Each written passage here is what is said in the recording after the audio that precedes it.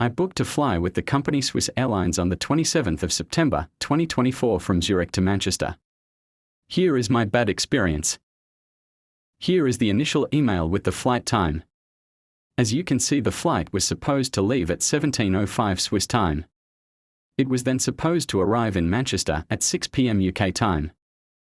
However, on the evening of the 26th, one day before the flight departure, I received this email informing me that the flight has been cancelled.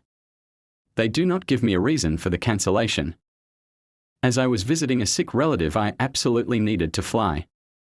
So I used their chat assistant to book an alternative flight. The only alternative they give me is a very bad solution with Air Brussels. I have to fly to Brussels at 9 a.m. on the 27th. And then wait all day in Belgium and then fly to Manchester at 9:15 p.m. What is shocking is that they still had seats on a direct flight to Manchester with Swiss at 7 a.m. on the 27th. I checked with Skyscanner, but they never offered me one of those.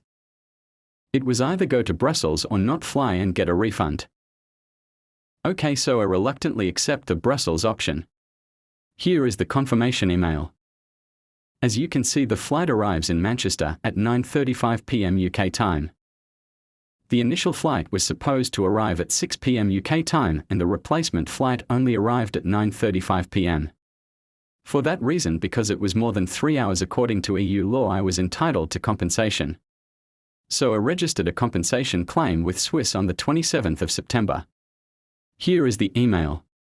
As you can see, the reference number is 2409 LX 19071. On the 10th of November, that is more than a month later, I received this strange email. It is in French, but I can translate it for you. They write that the cancellation is due to the weather. They write that it is due to vent d'ouest, which means western winds, and as this isn't under their control, they are not going to pay any compensation. This seems very, very fishy to me because I have never heard of anything about this. If the winds were so strong that planes couldn't take off, then I would expect the information to appear in the local newspapers. But I have never heard of anything like that. So I write back to this strange Ms. Sovacalia, a name that sounds exactly like the sort of name you would expect to be given to an AI chatbot.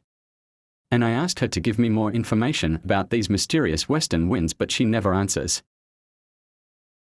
So then I decide to contact Zurich Airport and check if all the planes on the 27th were cancelled or just the Manchester plane. Surely if the western winds were so strong, no other plane could have taken off. I would like to thank the airport of Zurich for their very good customer service. They were very helpful and sent me a list of the planes taking off on the 27th. As you can see, the Manchester plane was cancelled, annulliert in German, but then very few other planes were cancelled. And at 5:10 p.m. a plane heading to London took off.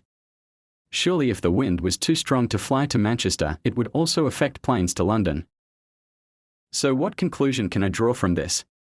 Clearly Swiss Airlines are lying about what happened. They don't want to pay compensation, so are being dishonest. In my opinion, this is not acceptable for a company that is carrying the Swiss flag as its logo. The Swiss government should step in and stop this sort of thing happening.